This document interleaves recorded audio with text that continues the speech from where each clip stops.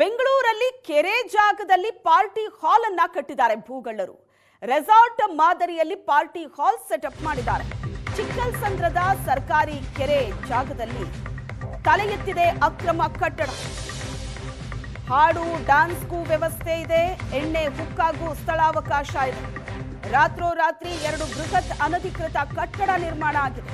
ಒಂದು ಕಡೆ party hall, ಮತ್ತೊಂದು ಕಡೆ ಕ್ರಿಕೆಟ್ ಕೋಚಿಂಗ್ ಸೆಂಟರ್ ಇದೆ.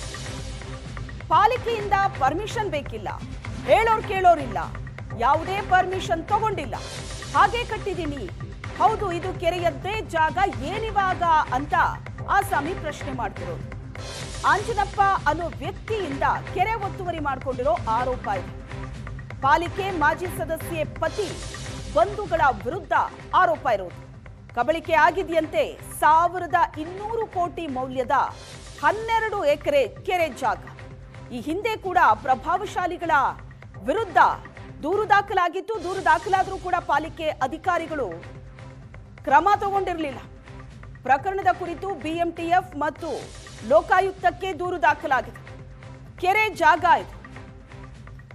ಸುಮಾರು 12 ಎಕರೆ ಕೆರೆ ಜಾಗವನ್ನ ಒತ್ತುವರಿ ಮಾಡಿಕೊಂಡಿದ್ದಾರೆ. ಆಂಜನಪ್ಪ ಅನ್ನೋ ವ್ಯಕ್ತಿ ಆತ ಹೇಳ್ತಾ ಇರೋದು, ಹೌದು ಕೆರೆ ಜಾಗ ಏನಿವಾಗ ಅಂತ ಉದ್ದಟತನದ ಪ್ರಶ್ನೆ ಮಾಡ್ತಿದ್ದಾನೆ. ದೂರು ದಾಖಲಾಗಿದೆ ಲೋಕಾಯುಕ್ತಕ್ಕೆ.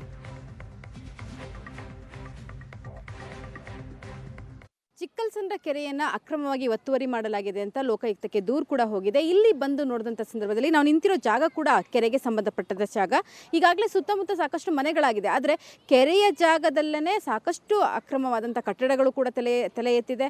ಸೊ ಅದರ ಓನರ್ ಕೂಡ ನಮ್ಮ ಜೊತೆಗೇನೆ ಇದ್ದಾರೆ, ಬನ್ನಿ ಮಾತಾಡ್ಸೋಣ. ಅಂದರೆ ಅಕ್ರಮವಾಗಿ ಕಟ್ಟಡಗಳನ್ನು ಕಟ್ಟಿದವ್ರನ್ನ ಸರ್ ಮಾಲೀಕರು ಅನ್ನೋದಕ್ಕಿಂತ ಭೂಗಳ್ಳರು ಅಂತ ಹೇಳ್ತಾರೆ. ಸೊ ಭೂಗಳ್ಳತನ ಆಗಿದೆ ಅಂತಲೇ ಕಂಪ್ಲೇಂಟ್ ಹೋಗಿರ್ತಕ್ಕಂಥದ್ದು.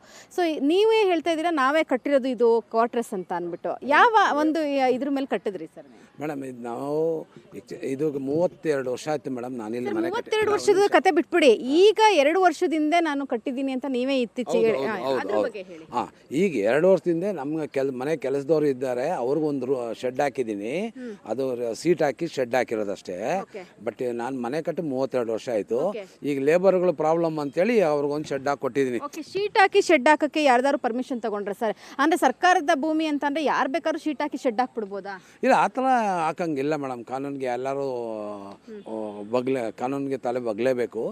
ಬಟ್ ಆದರೆ ಇದು ನಮಗೆ ಸರ್ಕಾರದಿಂದ ನಮಗೆ ಗ್ರಾಂಟ್ ಆಗಿರೋದ್ರಿಂದ ನಮ್ಮ ಅಣ್ಣವ್ರಿಗೆ, ನನಗಲ್ಲ ನಮ್ಮ ಅಣ್ಣವ್ರಿಗೆ. ಸೊ ಅದಕ್ಕೆ ಅದ್ರ ಹೆಚ್ಚಿನ ಮಾಹಿತಿ ನಮ್ಮ ಅಣ್ಣವ್ರಿಗೆ ಗೊತ್ತಿರ್ತದೆ. ಸರ್ ಕೆರೆ ಜಾಗನ ಸರ್ಕಾರದಿಂದ ನಿಮಗೆ ಗ್ರಾಂಟ್ ಮಾಡಿಬಿಟ್ಟಿದ್ದಾರೆ? ಕೆರೆ ಜಾಗ ಅಲ್ಲ ಮೇಡಮ್, ಇದು ಶಾರದಮ್ಮ ಜೋಡಿದಾರದ್ದು ಮಾನ್ಯ. ನೀವೇ ಹೇಳಿದ್ರಿ ನಾವು ನಿಂತಿರುವಂಥ ಸ್ಥಳ ಕೆರೆ ಇದ್ದಂಥ ಸ್ಥಳ. ಅಂದರೆ ಈಗ ಅವರು ಅದು ಪೂರ್ತಿ ಕೇಳಿ, ಅವರು ಕೆರೆನ ಅವ್ರ ಸ್ವಂತ ದುಡ್ಡಲ್ಲಿ ಕಟ್ಕೊಂಡಿರ್ತಕ್ಕಂಥದ್ದು 380 ಎಕರೆ ಲ್ಯಾಂಡ್ ಓನರ್ ಅವರು ಶಾರದಮ್ಮ. ಈ ಕ್ಷಣಕ್ಕೂ ಕೂಡ ಈ ಜಾಗ ಕೆರೆ ಜಾಗ ಅಂತಾನೆ ತೋರಿಸುತ್ತೆ ಗೂಗಲ್ನಲ್ಲಿ ನಾವು ನೋಡಿದಂಥ ಸಂದರ್ಭದಲ್ಲಿ. ಕರೆಕ್ಟ್.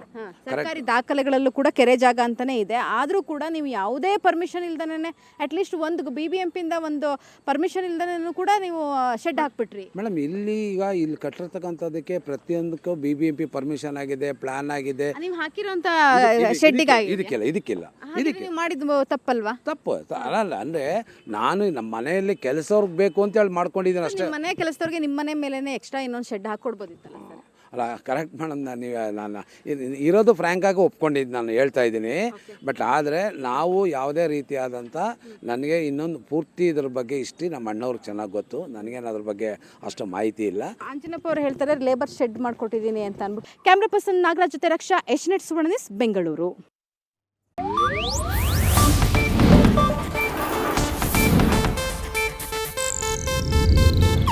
ಇದು ಏಷ್ಯಾನೆಟ್ ನ್ಯೂಸ್ ನೆಟ್ವರ್ಕ್ ಪ್ರಸ್ತುತಿ.